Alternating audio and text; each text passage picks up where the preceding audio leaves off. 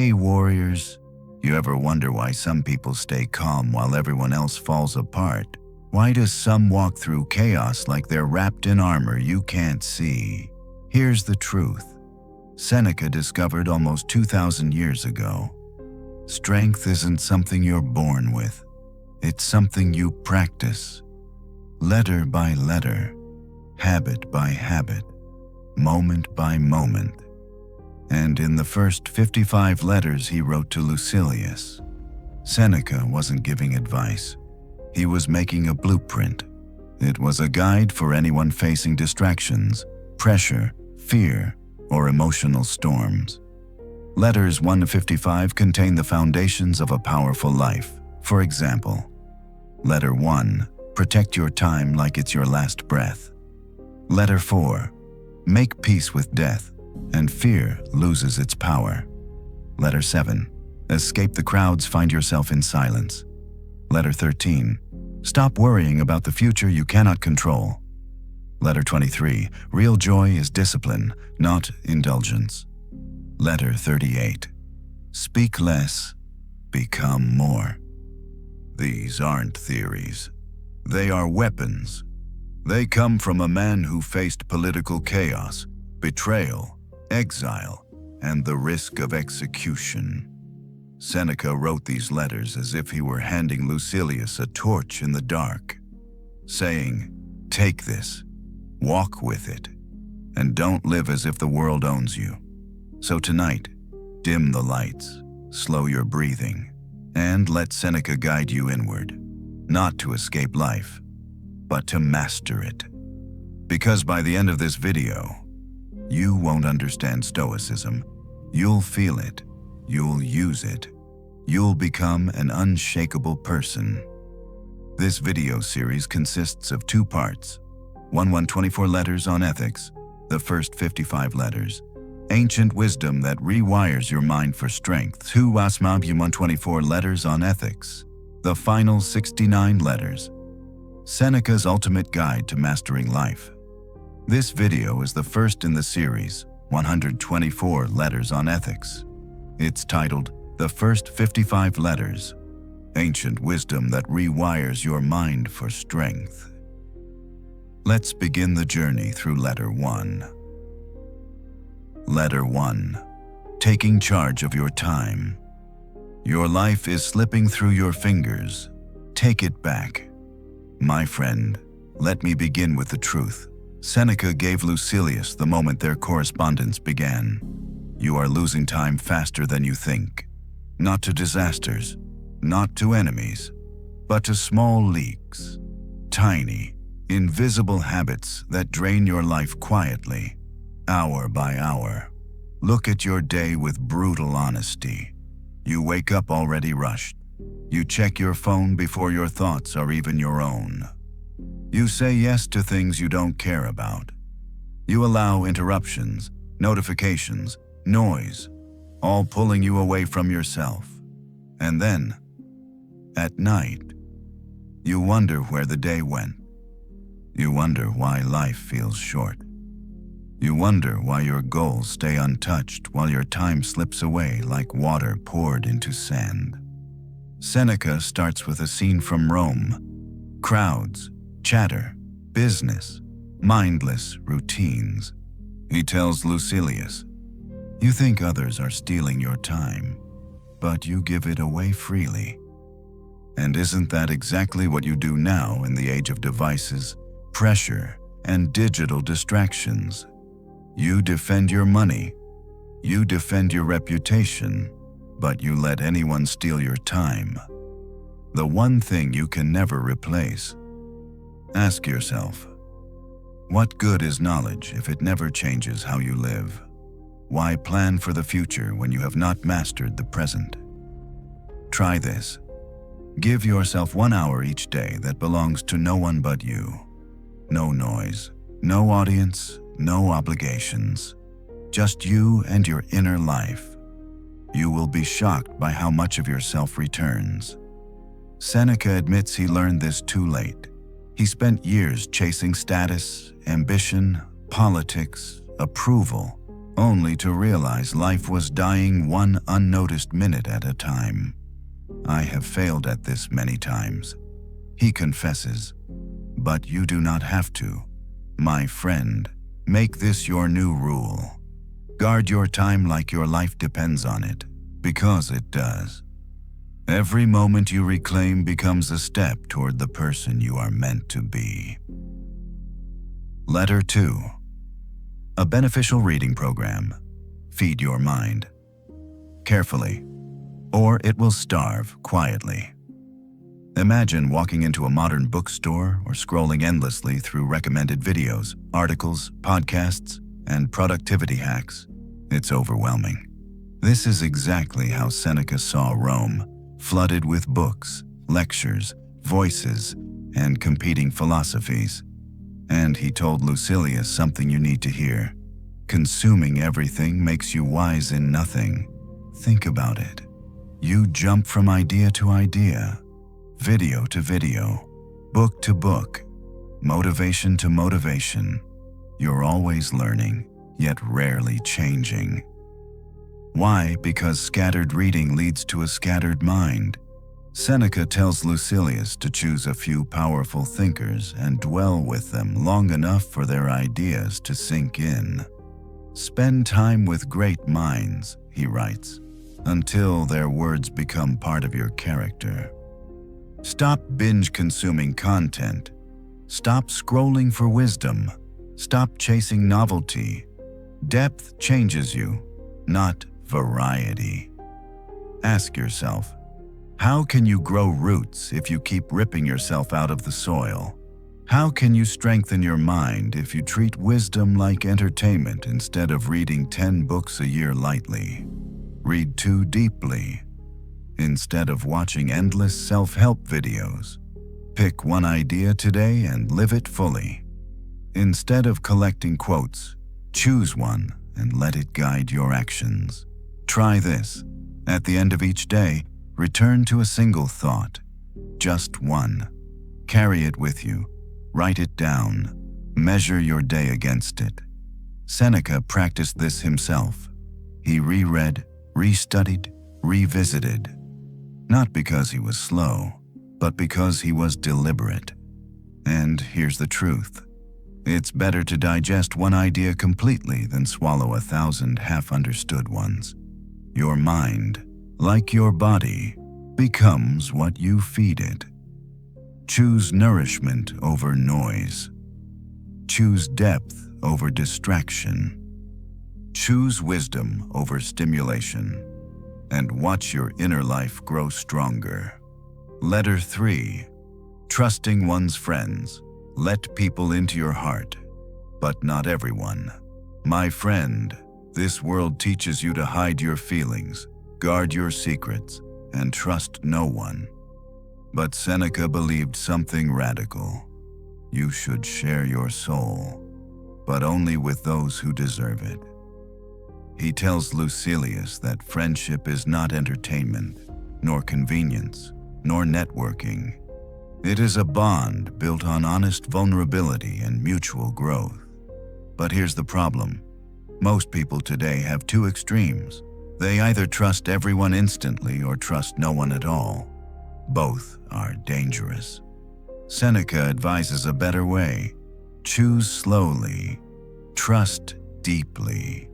Friendship should be like opening the doors of your home, not to a crowd, but to a guest who will protect it, not pillage it. Ask yourself, how many people know the real you? How many people have earned that access? How many people have you allowed in who only added noise to your life?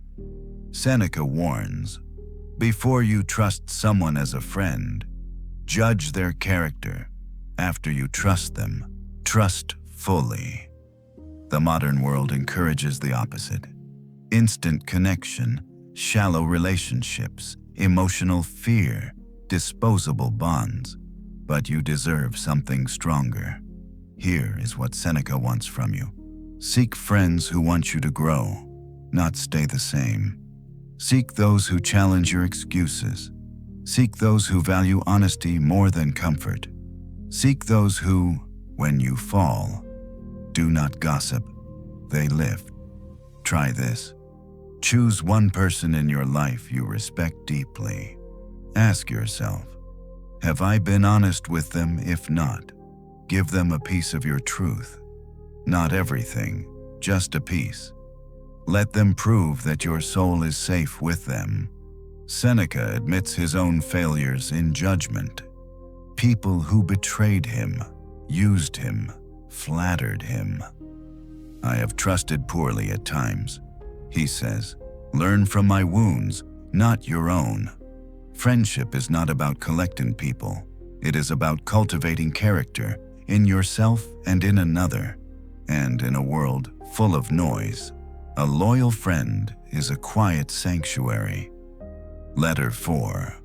Coming to terms with death. You fear death because you haven't learned how to live, my friend. Let me speak to you plainly, not as a philosopher, but as someone who has struggled with the same fear you carry in your chest. You are afraid of death because you are not yet fully alive. Seneca begins this letter with a quiet truth. People pretend to fear death, but what they really fear is meaninglessness. They fear that their days have slipped away wasted. They fear that, when the final moment comes, they will look back and see only hesitation, distraction, and half-lived dreams. Walk with me into the scene Seneca paints. Rome is alive with noise, markets, voices, ambition, politics. People are rushing everywhere, but not toward life, only running away from the thought of death. They fill their days so they don't have to face their own emptiness. Is that not what so many do today? You scroll, you distract, you drown in stimulation. You avoid silence because silence reveals the truth. You don't control your mind, your time, or your purpose. And death, it terrifies you, not because it is painful, but because it is sudden. It exposes everything unfinished.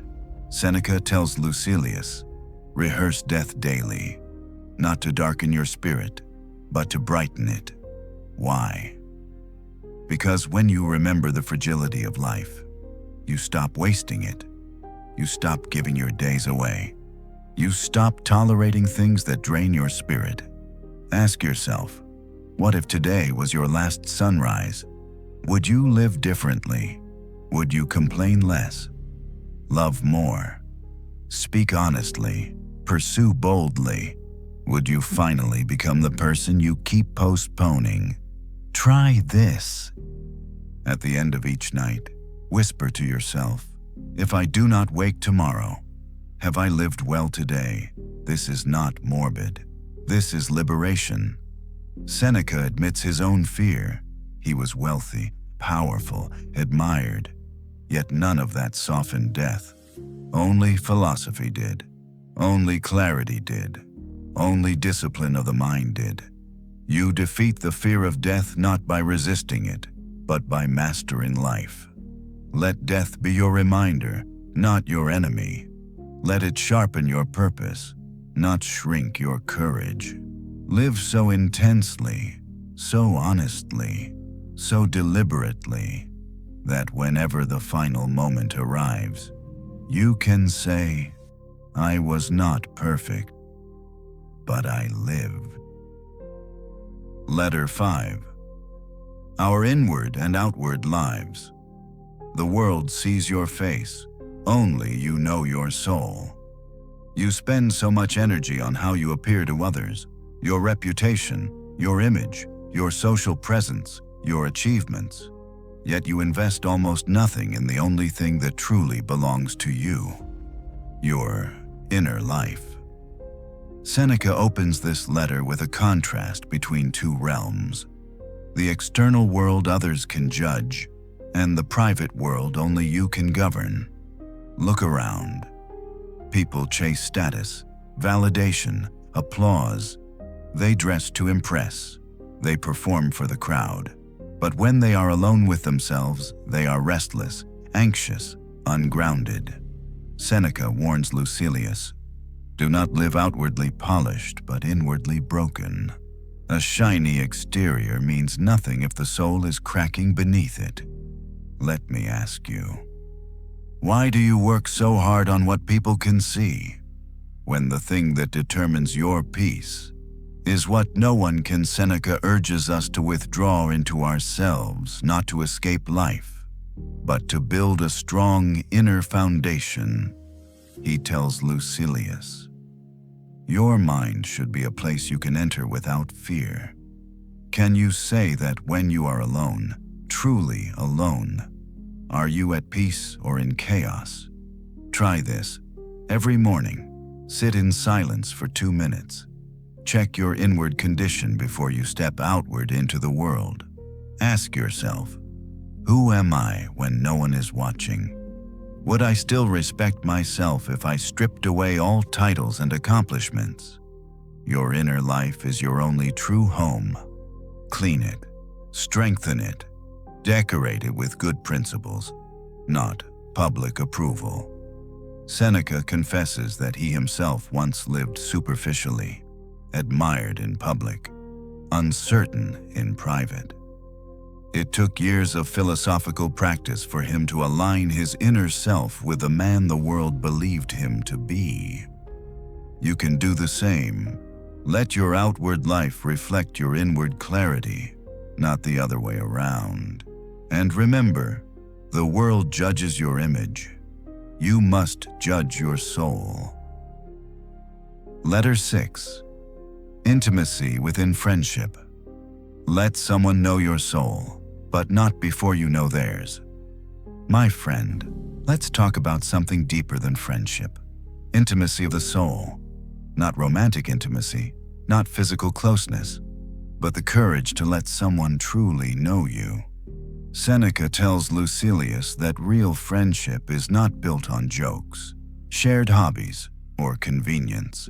It is built on mutual transparency. A friend should be someone with whom you can drop every mask, every performance, every false strength. But he also warns, do not share your soul with just anyone.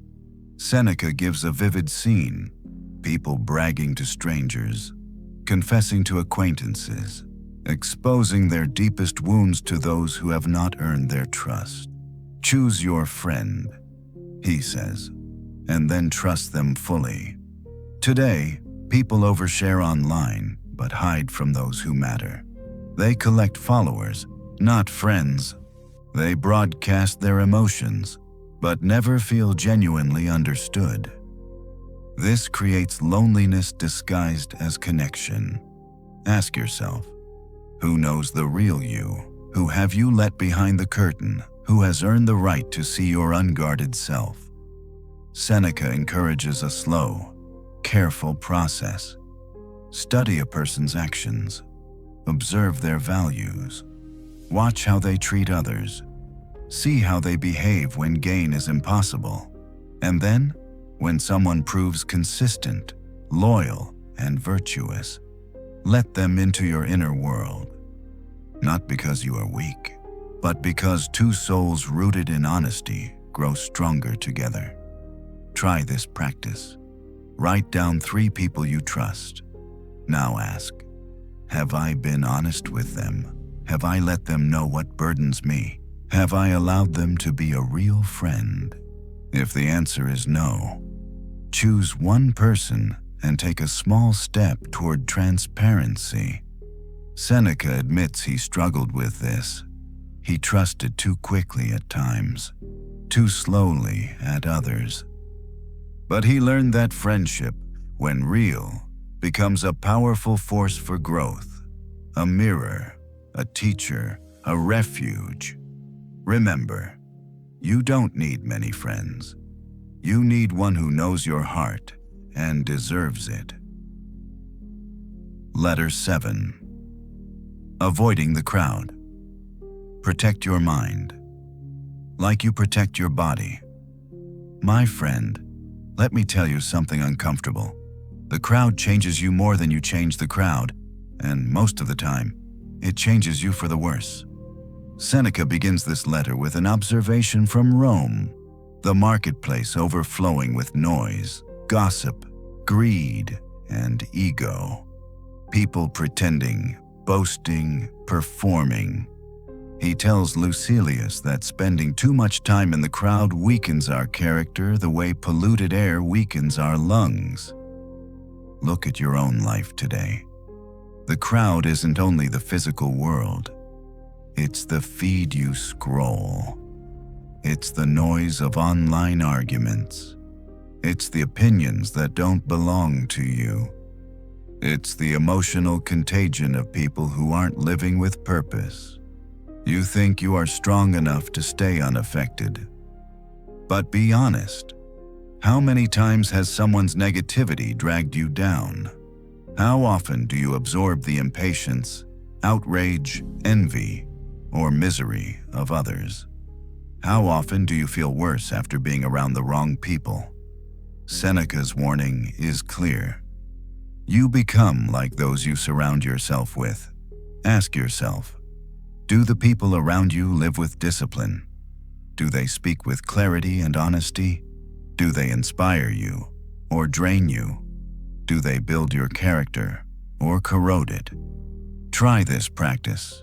Choose 1 hour each day when you step away from the crowd. Walk alone. Think.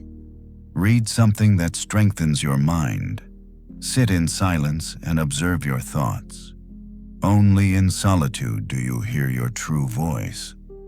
Only when you withdraw from the noise can you sharpen your mind.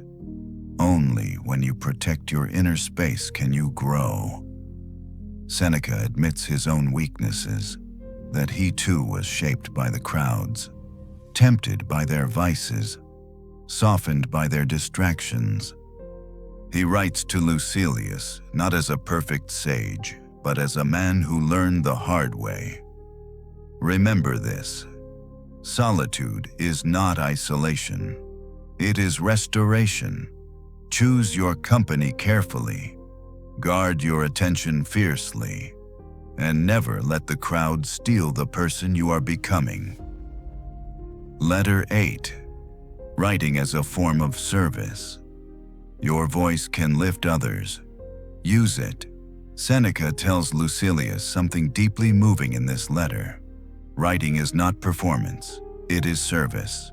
He sees Lucilius growing, learning, becoming disciplined, and he urges him to share what he learns.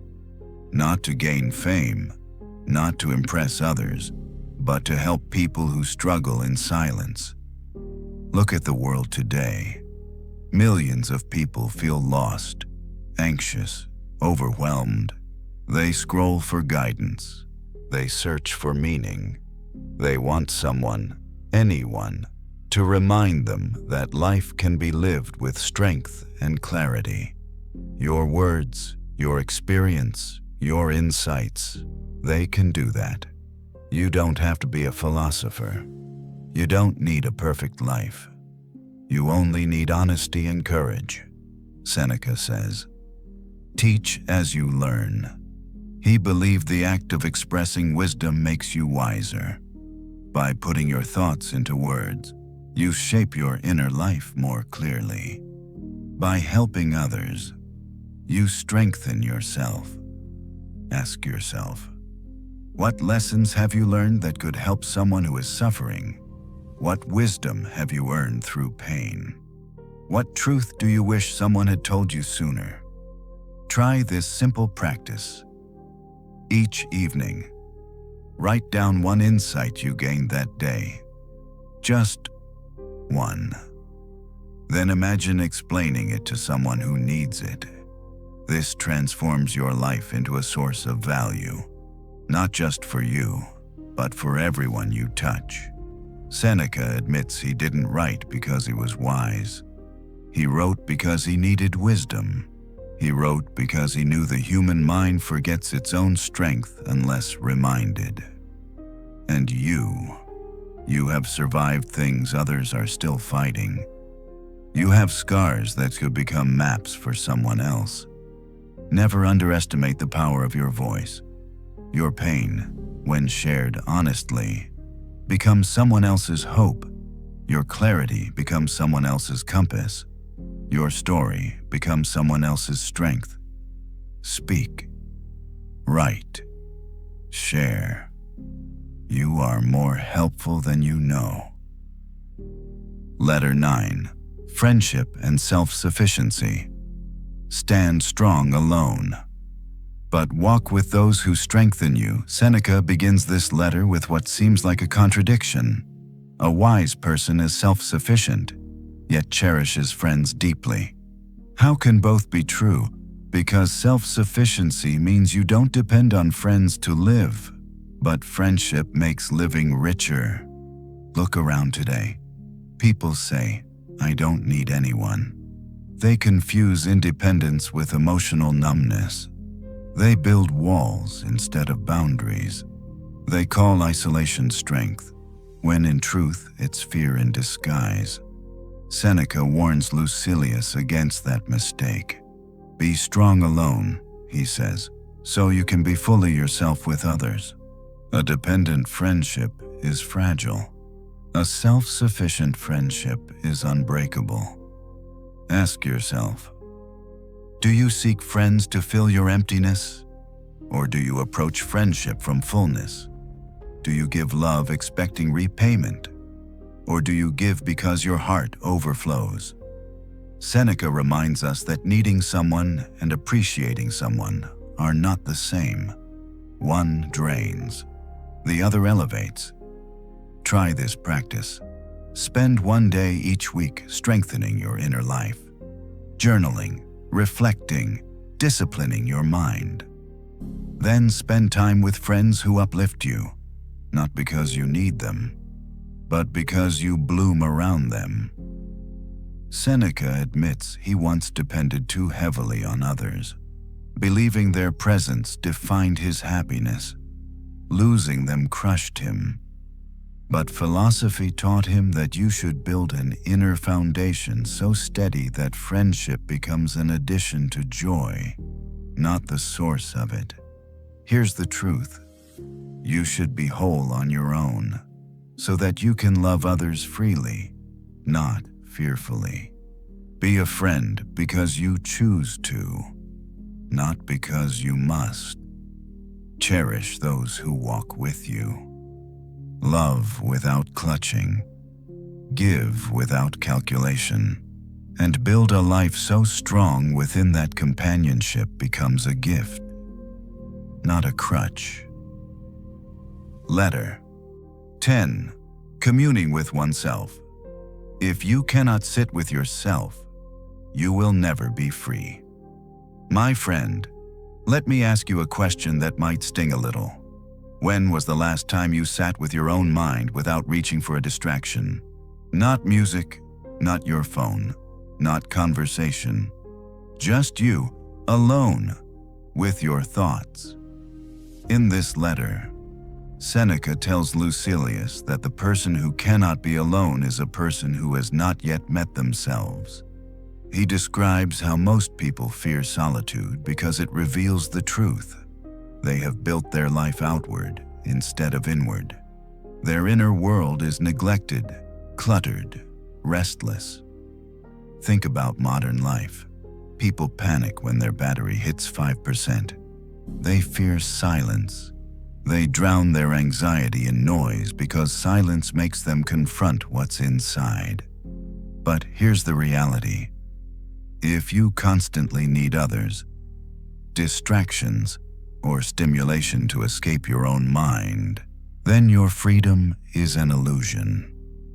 Seneca encourages Lucilius to cultivate a practice of communing with oneself, spending time in reflection, examining one's thoughts, and strengthening the inner voice. Try this scene he paints. At the end of a long Roman day, Seneca withdraws to a quiet room. He reviews his actions.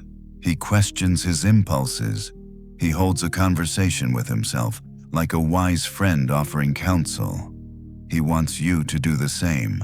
Ask yourself, What controlled my day to day? What emotions pulled me around? What habits weakened me? What choices strengthened me? What would a wiser version of myself have done? This is not self-criticism, it is self-mastery. Try this practice tonight. Sit in silence for 5 minutes. No screens, no noise, just you. Observe your mind without judgment.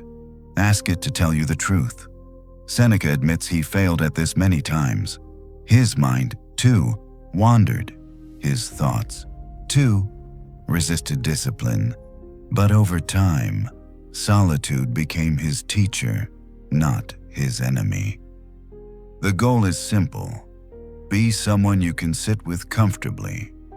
When your own company becomes peaceful, you will walk through the world with confidence, clarity, and unshakable calm. Because the person who is at peace within cannot be disturbed from without. Letter 11. Blushing. Your weaknesses are not chains. They are clues. Seneca begins this letter with something surprisingly human, the act of blushing. A small flush of the face, a sign of embarrassment, insecurity, or self-consciousness. He tells Lucilius not to despise his blush, but to understand it. Let me bring this into your world. Today you might blush when someone compliments you, when you're put on the spot, when you feel judged, when you're afraid you're not measuring up, and you think, this means I'm weak, this means I'm not confident. But Seneca says the opposite. Blushing is a sign you still have innocence. It means you care about how you show up in the world. It means your conscience is alive, not hardened.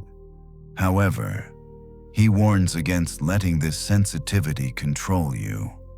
What begins as a natural response can transform into a habit of self-doubt if left unchecked. Ask yourself, why do certain moments make you shrink? Why do small mistakes feel like catastrophes? Why does judgment feel heavier than it should? Most of your embarrassment isn't about the present moment. It's about the story you tell yourself. Seneca urges Lucilius to replace that story with reason. Try this. When you blush, don't fight it. Pause. Ask yourself what triggered it. Bring it into the light. The more you understand your emotional reactions, the less power they have over you. Seneca reminds us that even great thinkers have emotional reflexes. He admitted his own vulnerabilities. He did not pretend to be a stone, but he learned to respond with clarity, not shame. And here's the truth. There is nothing wrong with being human, but there is something wrong with letting your emotions command you. Turn your blush into a teacher. Let it show you where you need to grow. Let it reveal which fears still whisper inside you. Let it become a doorway to strength, not a symbol of weakness. Because the person who understands their reactions controls them, and the person who controls them controls their life. Letter 12. Visiting a childhood home. You are not who you were, but you are built from it. Seneca describes a powerful experience, returning to his childhood home. The rooms felt smaller, the streets seemed quieter, the people had changed or disappeared, and he realized something. He had changed even more. My friend, think of the last time you revisited the places that shaped you, your old school, your hometown, the rooms where you learned, suffered, dreamed, or hid. Didn't they feel different? Didn't you feel different? Seneca uses this moment to teach Lucilius a deep truth about identity. You are not the same person you once were, and that is the point. He tells Lucilius that life is constant motion. You grow, You shed old beliefs. You outgrow old fears. You evolve into someone your younger self wouldn't recognize. But here's the danger. People cling to old versions of themselves. They let the past define them. They allow childhood wounds to rule adult decisions. They remain prisoners of memories instead of authors of growth. Ask yourself, do you still carry burdens that no longer belong to you? Do you still obey the doubts planted in you long ago? Do you still believe stories about yourself that were never true? Seneca says to honor the past, not be owned by it. Try this reflection. Return, even if only in memory, to the places that shaped you. Stand in them mentally. Ask your younger self what they feared. Then ask your present self if those fears still deserve power. Seneca admits he felt a pang of sadness revisiting his beginnings, not because he missed who he was, but because he saw how far he had drifted from past limitations. This is growth. This is victory. And here is the lesson he gives Lucilius. And you. Your past is a foundation, not a prison. Your childhood is a chapter, not the whole book. And returning to where you came from shows how far you've traveled. Walk forward with pride.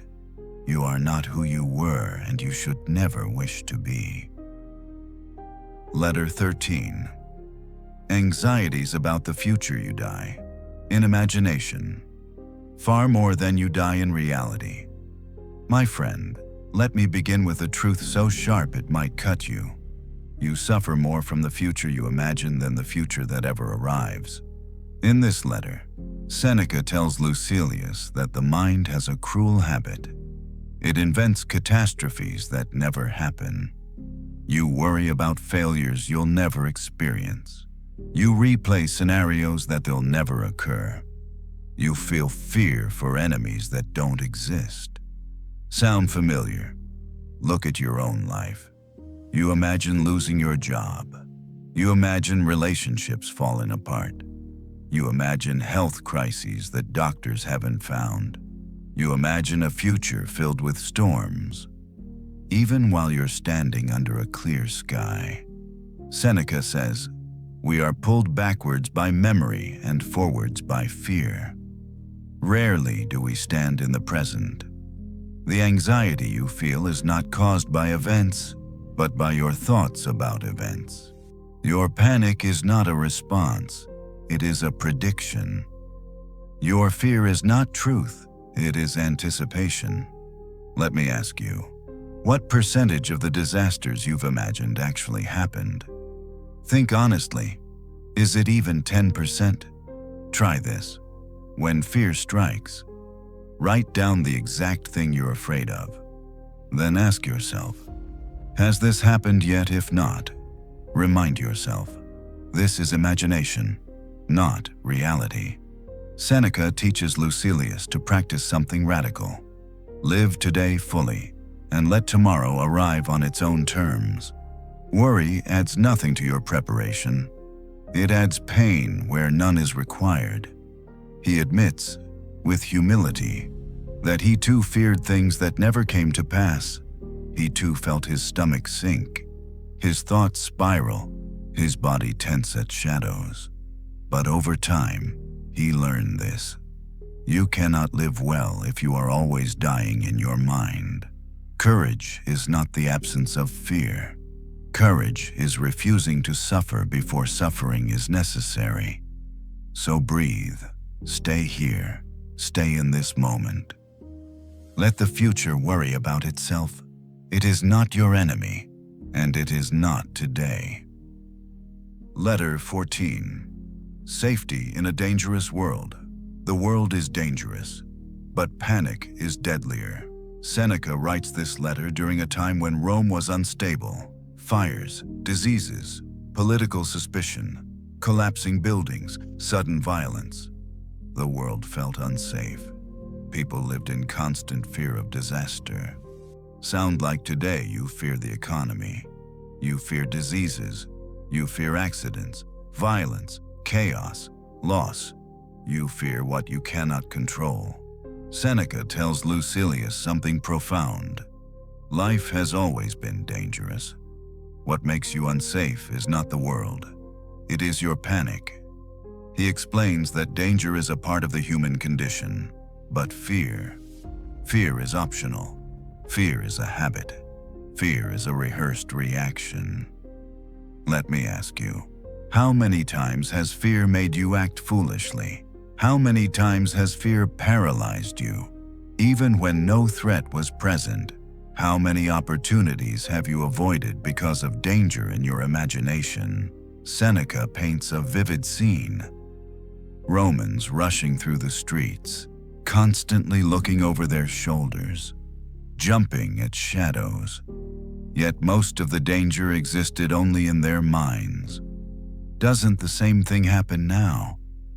The news makes you think the world is ending daily. Social media convinces you everything is a crisis. Your mind becomes a siren, constantly alert, constantly afraid. But real strength comes from this principle Seneca teaches: do not fear danger before it is present. Try this. When fear rises, don't ask, what if everything goes wrong? Ask, what is actually happening right now? What can I control at this moment? What can fear do except weaken me? Seneca knew death, sickness, political risk, yet he refused to let dread control him. He understood that it is not danger that destroys us. It is the emotional storm we create around it. You are stronger than your fear. You are wiser than your panic. You are more resilient than your imagination allows. The world will always carry risk. Your task is to walk through it with steady steps and a steady mind. Letter 15. Exercises for the body and the voice. Train your body gently. Train your mind relentlessly. In this letter, Seneca explores something rare for a philosopher: physical exercise and vocal training, but he approaches it with a Stoic lens, not for beauty, not for vanity, not for praise, but for discipline. He tells Lucilius that the body should be exercised, but not worshipped. The voice should be strengthened, but not performed for applause. Everything should serve the mind, not distract from it. Think of modern culture: endless gym selfies, workout obsession, biohacking addiction. People chase aesthetics, not virtue; appearance, not character. Seneca warns against this imbalance. A healthy body is useful. A healthy mind is essential. He encourages simple, practical discipline. Walk often, breathe deeply. Keep the body active, not pampered. Train your voice in clarity, not volume. Let me ask you, are you striving for strength or attention? Are you training for resilience or validation? Are you building a body that serves your life or consumes it? Seneca suggests physical exercise that sharpens the spirit. Cold water, brief exertion, simple routines, nothing excessive, nothing indulgent. He believes the body is a tool, and a tool must be maintained, not worshipped. But then he shifts to something powerful: the voice. He says the voice should be trained to speak truth with firmness, not to perform in the Senate or entertain crowds, but to give strength to your convictions. Try this practice. Each morning, speak one principle aloud, just one. For example, I will not waste today. I will act with courage. I will guard my mind. Your voice, when aligned with your intent, becomes a weapon of discipline.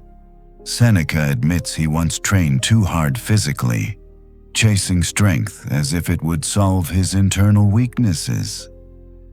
But he learned this: The mind shapes the body more than the body shapes the mind. Move your body, sharpen your voice, but above all, discipline your thoughts, for they command everything else. Letter 16. Daily study and practice. Wisdom is not learned once, it is lived daily.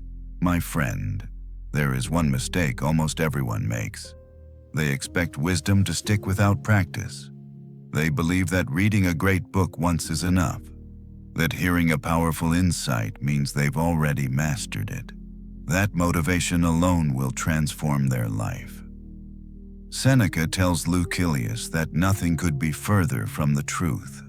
Wisdom is not a moment. It is a discipline. It is repetition.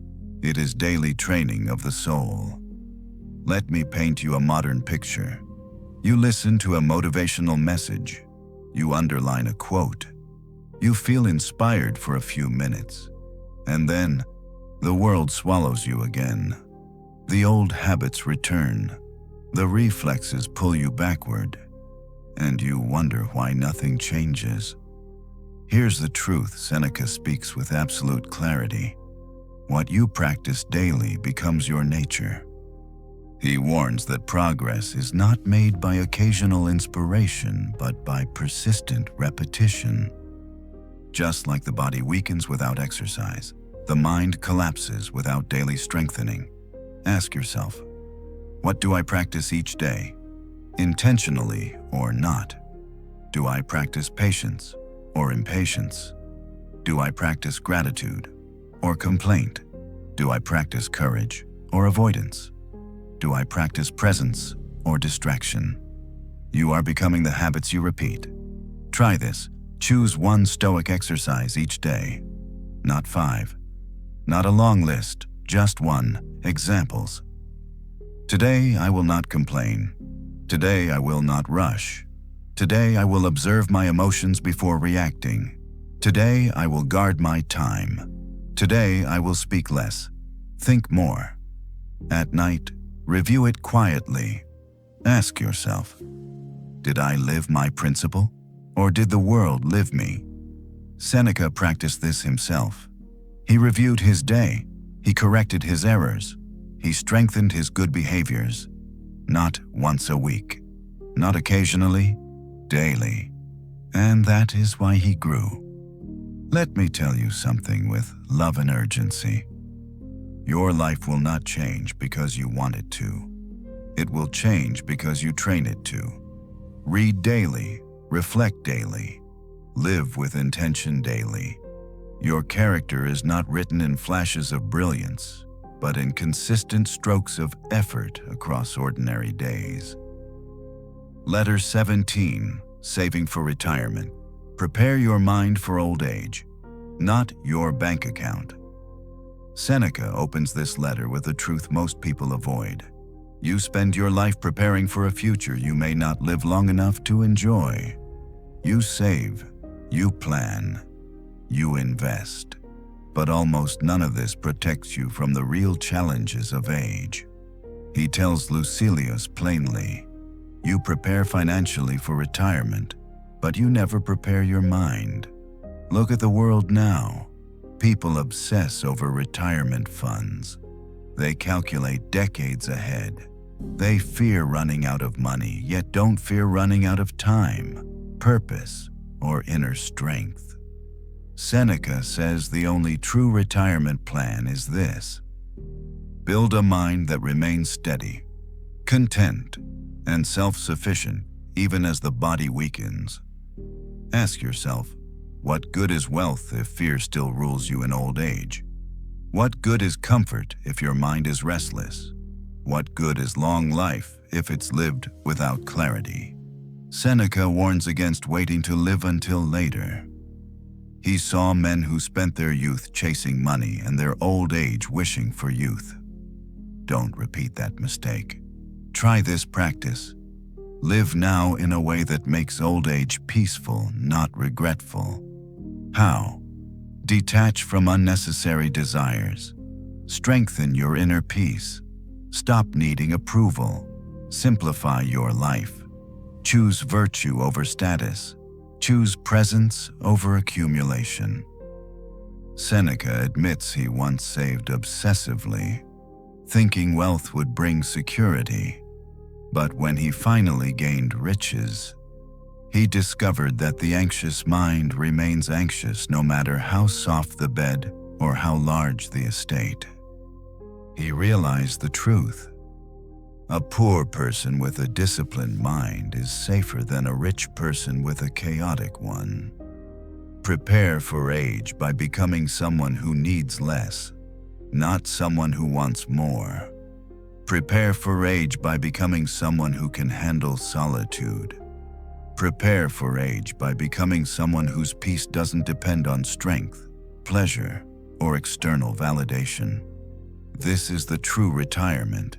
A mind so trained, so calm, so principled, that no year, no illness, no decline in the body can disturb it. Old age is not the enemy.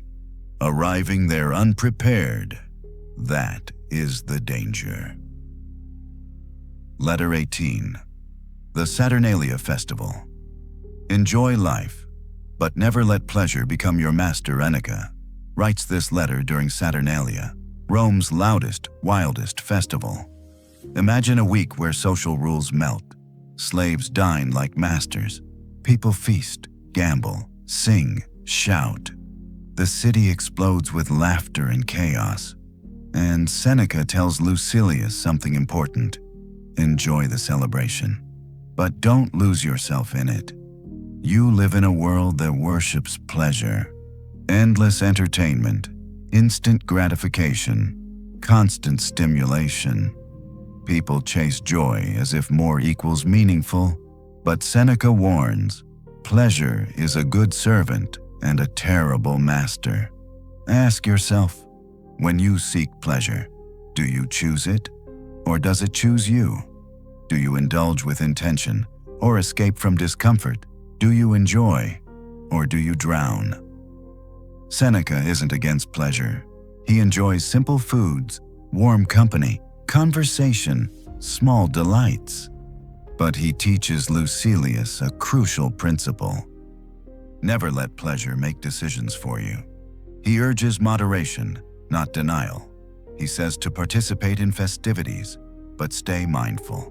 Enjoy the lights, the laughter, the food, but don't forget your principles. Try this. Next time you celebrate, do it consciously. Feel joy fully, but stop when joy becomes excess.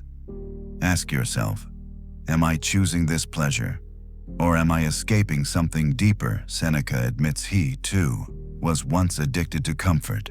He enjoyed luxury. He craved fine foods, entertainment, elegance. But he learned, pleasure leaves you empty if it becomes the center of your life. True happiness, Stoic happiness, isn't loud or intoxicating. It is steady, sustainable, rooted in discipline and clarity.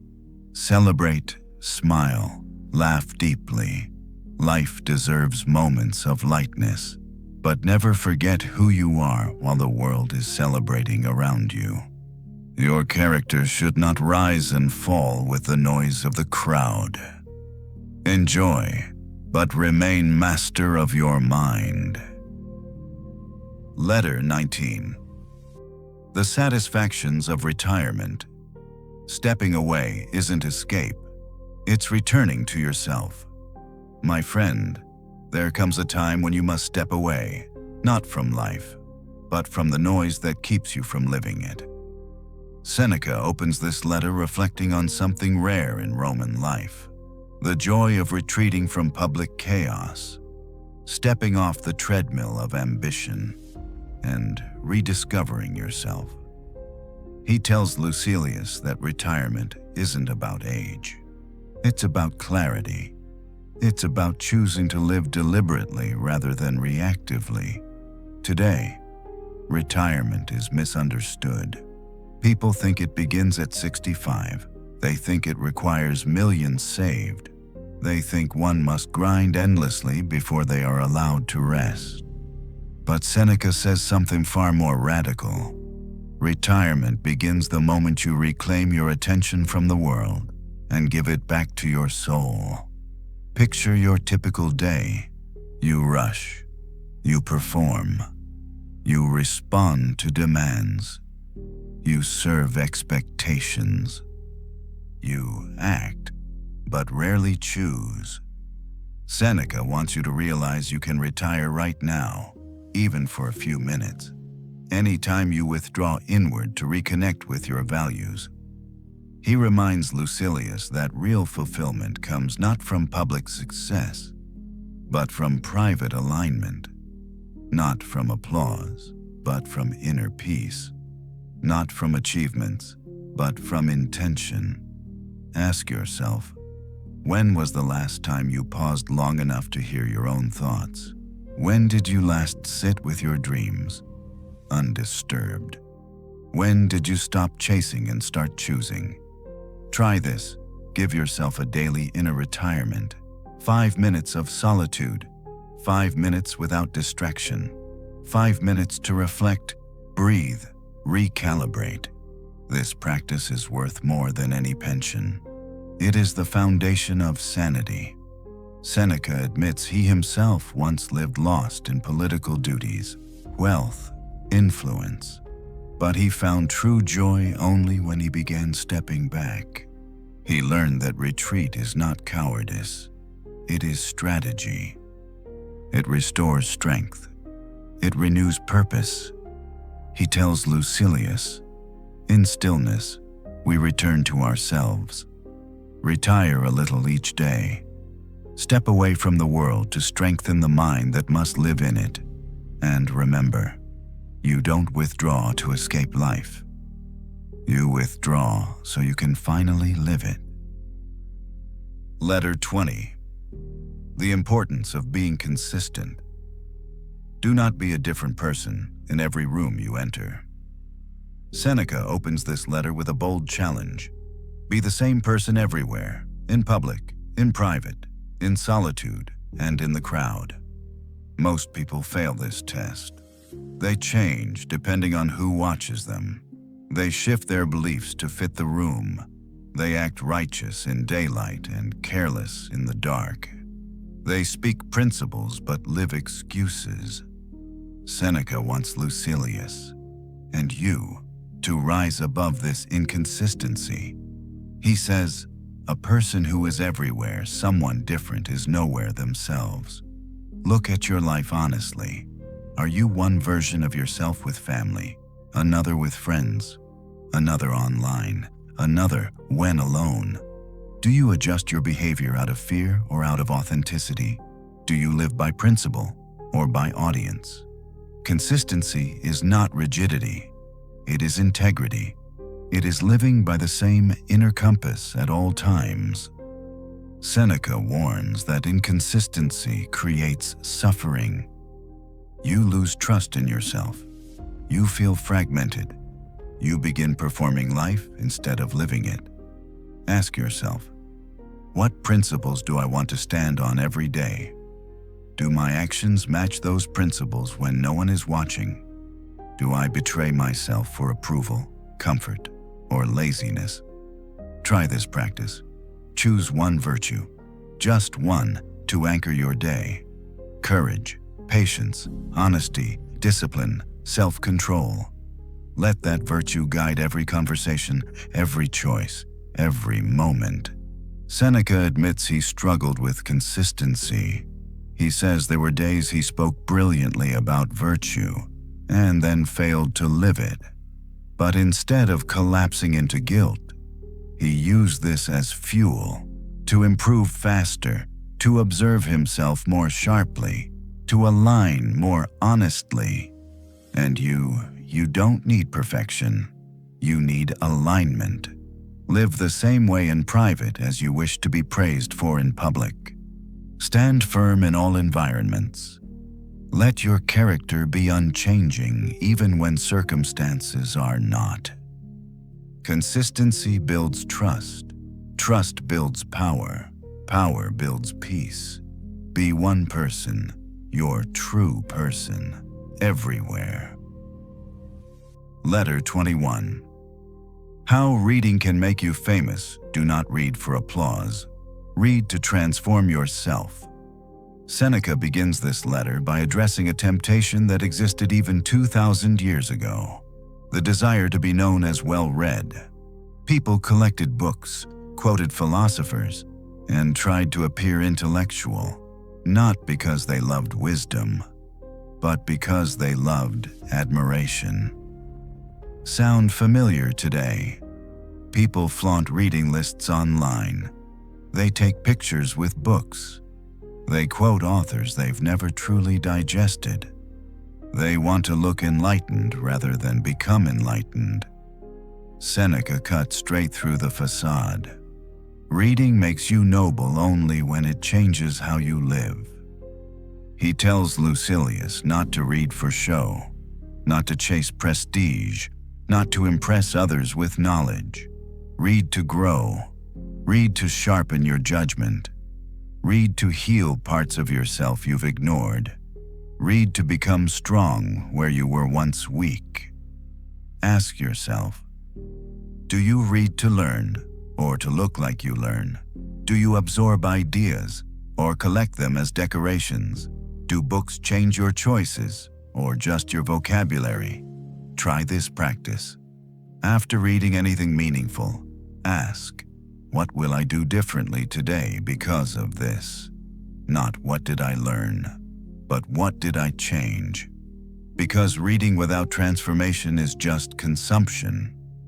Seneca admits he once devoured books without fully absorbing them, but he learned that wisdom requires digestion, not volume.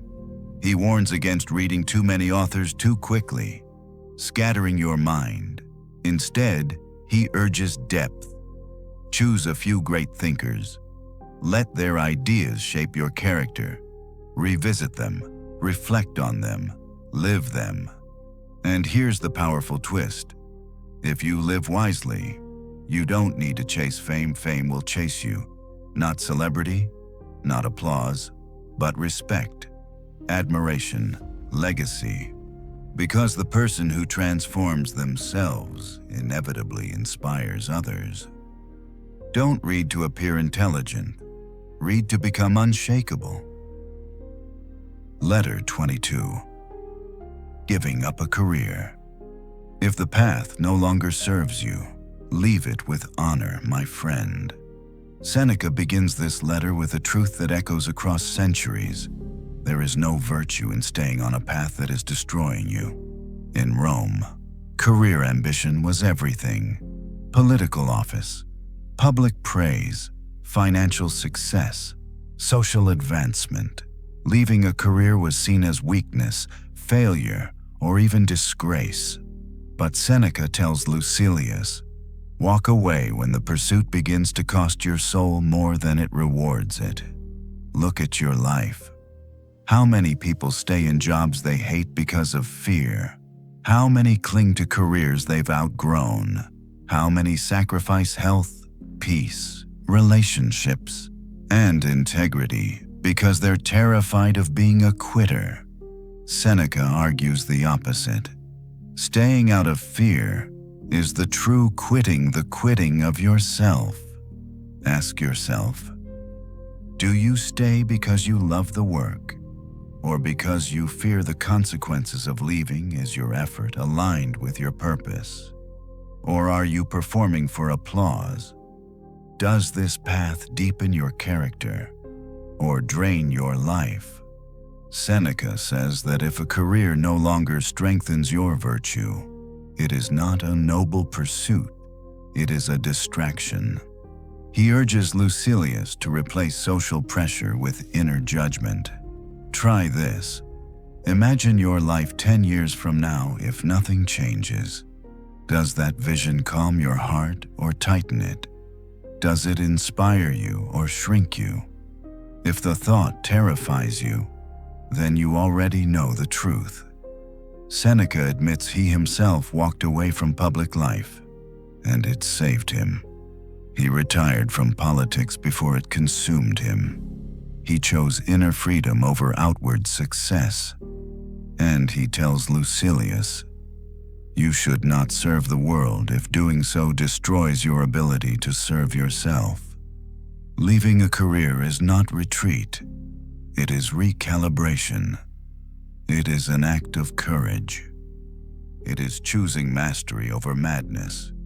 Your dignity does not come from your job. It comes from who you become while doing it, and who you refuse to become when it asks too much. Choose the path that strengthens your soul, not the one that weakens it. Letter 23. Real joy is a serious matter. Pleasure is loud.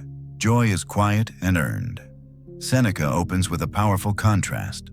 Most people chase pleasure, but pleasure is not joy. Pleasure is quick, noisy, addictive. Joy is steady, quiet, unshakable.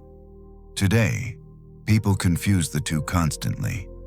They think pleasure equals happiness, so they chase stimulation, new purchases, new entertainment, new thrills, new experiences. But as Seneca explains, pleasure disappears the moment the experience ends. Joy remains even when circumstances shift. He tells Lucilius that real joy must come from character, from progress, from virtue, from inner stability. Ask yourself, what lasts after the excitement fades? What remains when the party ends? The notifications quiet.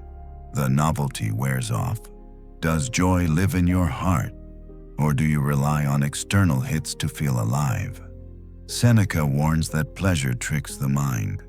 It feels like fulfillment, but it leaves you emptier. It gives you a spark, then steals your fire. It leaves you wanting more, needing more, chasing more. True joy is different. It comes from self-control, clarity, gratitude, inner progress, alignment with your principles, growth, peace. Try this practice. At the end of each day, ask yourself, what brought me joy today? Not pleasure. If the answer is small, reading, learning, helping, growing, good, it means you're building something durable. Seneca admits he once chased pleasures like everyone else: feasts, wealth, compliments, luxuries. But the joy he found in self-improvement was stronger, longer, deeper. Pleasure is consuming. Joy is sustaining. Pleasure is loud. Joy is quiet. Pleasure is borrowed. Joy is earned. Pleasure distracts. Joy strengthens. If you want a life that feels rich, not chaotic, seek the things that build your soul, not the things that entertain it. Letter 24. Courage in a threatening situation. Fear makes you weak. Courage makes you alive. Seneca writes this letter from a place of tension. Rome was unpredictable. Sudden violence, political danger, illness, betrayal. People walked with fear in their bones. And Seneca tells Lucilius something you need today more than ever. Do not rehearse your own suffering. He says fear multiplies danger. Fear makes small threats seem enormous. Fear makes you lose the battle before it begins. Let me ask you, how many times has fear talked you out of action? How many times has it exaggerated the size of your problems? How often have you surrendered mentally long before life demanded you fight? Seneca insists on a crucial principle. Courage is not the absence of fear. It is the refusal to obey fear. He encourages Lucilius to prepare his mind, not to panic, but to stand steady. He reminds him that 90% of fear is imagination. The remaining 10% can be managed through discipline and presence. Try this. When fear hits you, take one courageous breath, one step forward, one deliberate act of defiance, Act before fear finishes its speech. Seneca describes people who crumble under pressure not because threats were large, but because their spirits were small. He urges Lucilius to grow his spirit ahead of danger, to become strong before storms arrive. He admits he felt fear many times: exile, illness, political danger, but philosophy trained him to face them with dignity. He did not let fear rule his mind. He refused to die in imagination before death came in reality. And here is the truth: you cannot live well while living fearfully. A fearful mind never rests, never risks, never grows. Be brave in small things, and you will be brave in great things. Courage is a muscle. Train it daily. Your fears shrink when you face them. They grow when you run. Choose courage, not because danger disappears, but because you deserve a life that is lived, not avoided. Letter 25. Effective teaching: teach what you live, or you teach nothing at all. My friend, Seneca begins this letter with a warning that every modern teacher, mentor, creator, and leader should tattoo onto their heart: you cannot teach what you do not embody. In Rome, philosophers loved giving long speeches filled with elegant words, but their lives contradicted their lessons. They preached simplicity while living in luxury. They praised courage but trembled at inconvenience. They spoke about self-control but indulged every appetite. Seneca tells Lucilius, teaching is not speaking, it is living. Ask yourself, if someone studied your life, not your words, what lessons would they learn? Would they learn discipline? Would they learn peace? Would they learn self-control? Or would they learn inconsistency? Hurry. Emotional chaos. The truth is uncomfortable. Your actions are your real curriculum. Your behavior is your real philosophy. Your daily habits are your true lecture. Seneca urges Lucilius to live his teaching so strongly that his example becomes more persuasive than any argument. He offers 3 principles for real teaching. 1. Teach from experience. Not theory, people. Listen more deeply when you speak from wounds you've healed, battles you've fought, temptations you've resisted. Your story is stronger than logic. 2. Correct yourself daily, before you correct others. Examine yourself. Seneca reminds Lucilius, the mind must be trained before the mouth teaches. 3. Lead without display. True teachers do not boast. They guide quietly, consistently, humbly. Let me ask you, do you practice the lessons you give others? Are you gentle with your own failings? Do you aim to impress or to uplift? Try this. Choose one virtue you admire: patience, honesty, courage, and practice it today in silence. No announcement, no display. Just quiet consistency. Seneca admits he has failed often. He says his teachings exist because he is trying to improve himself, not because he has already succeeded. This admission alone makes his lessons powerful. Your vulnerability will give strength to others too. Remember, you do not teach by being perfect. You teach by being committed. Be the lesson. Be the example. Be the evidence of the philosophy you preach. Letter 26. Growing old aging is not loss. It is liberation. Seneca writes this letter with profound honesty. Old age is not your enemy. Your fear of it is. He describes aging not as a decline, but as a refining. Youth is loud, impulsive, restless.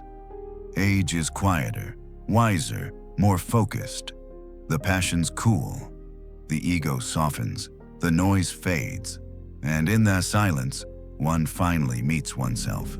But today, people are terrified of aging.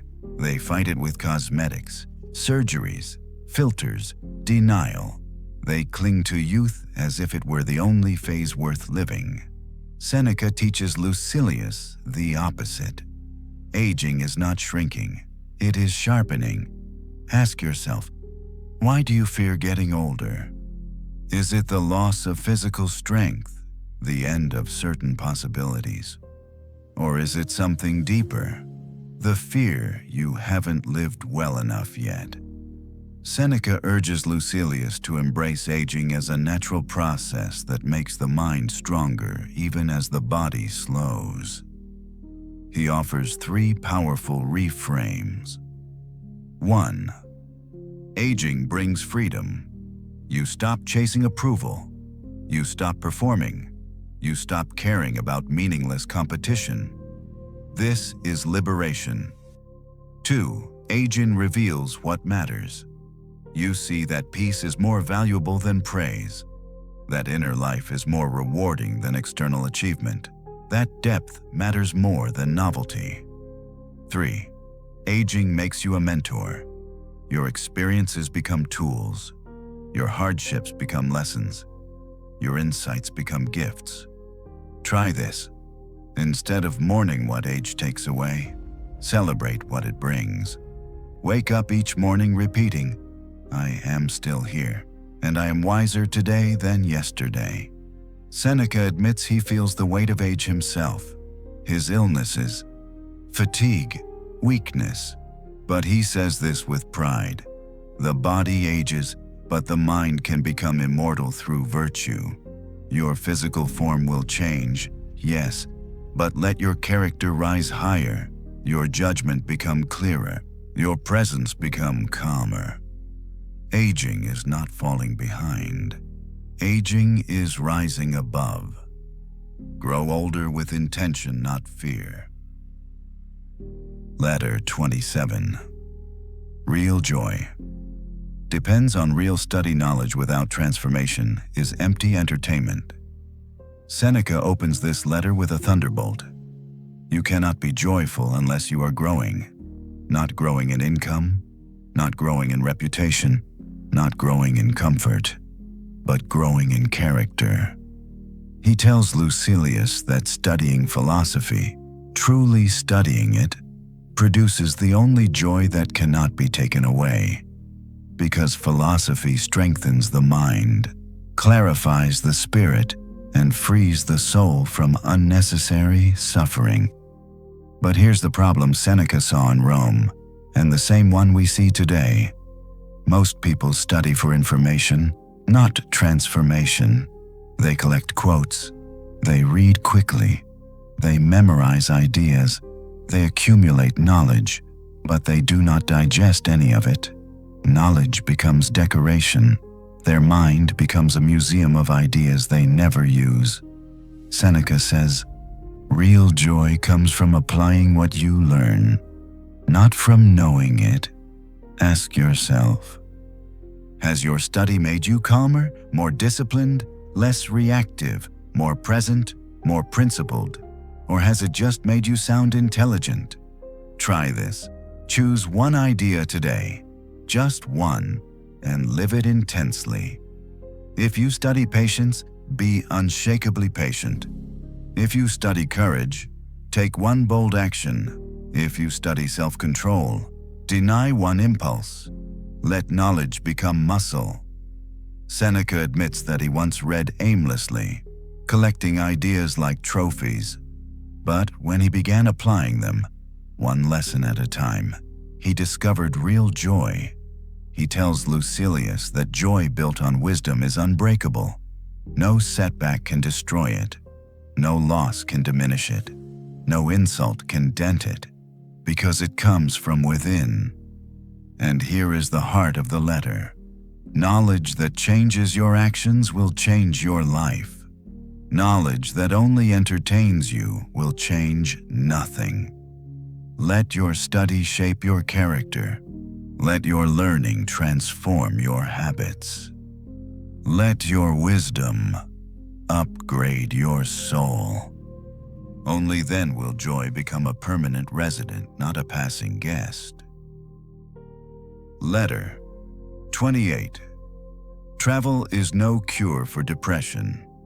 You can change your location, but you carry yourself everywhere, my friend. Seneca begins this letter with a painful truth that many people still refuse to accept. You cannot outrun your mind. He writes to Lucilius about people who believe traveling to new cities, new landscapes, new countries will cure their unhappiness. They change scenery instead of changing themselves. But everywhere they go, their same fears, anxieties, moods, and weaknesses travel with them like an invisible suitcase. Sound familiar today? People chase fresh starts. They move to new apartments. They jump between careers. They travel when overwhelmed. They dream of disappearing into a different life. But Seneca's message is clear and sharp. You can escape your environment, but not your character. You can flee your responsibilities, but not your thoughts. You can run from the world, but not from yourself. Ask yourself, what are you trying to escape? Is it a place, or is it your own mind? Is it your circumstances, or your habits? Is it your environment, or your emotions? Seneca says that restlessness is not cured by motion. A person who feels trapped internally will remain trapped no matter where they go, because the true prison is not external, it is emotional. He tells Lucilius to transform within before seeking transformation outside. Otherwise, travel becomes a distraction, not a cure. Try this. Before you run to a new location for relief, take one day to confront what follows you. Sit still. Observe your thoughts. Ask yourself, what about my life hurts because of me? What do I carry that moves with me? What inner work have I avoided? Seneca admits he himself traveled often to escape political chaos, personal frustration, and mental noise. But the same storms reappeared in every city because he hadn't yet confronted their source. Real peace does not come from scenery. It comes from mastery of the mind. Try this Stoic practice. If you feel the urge to escape, return inward instead. Write, reflect, rebuild your inner clarity. Then, only then, decide whether changing your environment is truly necessary. Because once your mind is steady, you can be at home anywhere. Before you go, take one slow breath. Because what you heard tonight wasn't just old philosophy. It wasn't ancient wisdom. It was a reminder of who you could be if you stopped letting the world pull you in every direction. Seneca wrote these first letters to help Lucilius become aware of his time, aware of his thoughts, aware of how easily life slips away when we don't guard ourselves. And if you're here, listening all the way until now, that says something about you. It means you aren't just watching videos. You're building yourself, piece by piece, habit by habit, quiet moment by quiet moment. These 55 letters, part 1, are only the beginning. They're the foundation, the groundwork, the first bricks of a stronger mind and a calmer life. If even one idea tonight stayed with you, if even one sentence made you pause, then Seneca's mission is working, even now, across 2,000 years. So, as you end your day, or continue with your night, keep this thought close. What you practice today becomes your life tomorrow. If you want to keep walking this path, the Stoic path, I invite you to join me for the next part of this journey with next video, 55 letters part 2, but no pressure. I'm grateful you're here, whether you subscribe or not. Thank you for sitting with me. Thank you for listening. And thank you for choosing to grow. Quietly, deliberately, powerfully. Rest well. Reflect well. And I'll see you in the next video. Good night. Sweet dreams.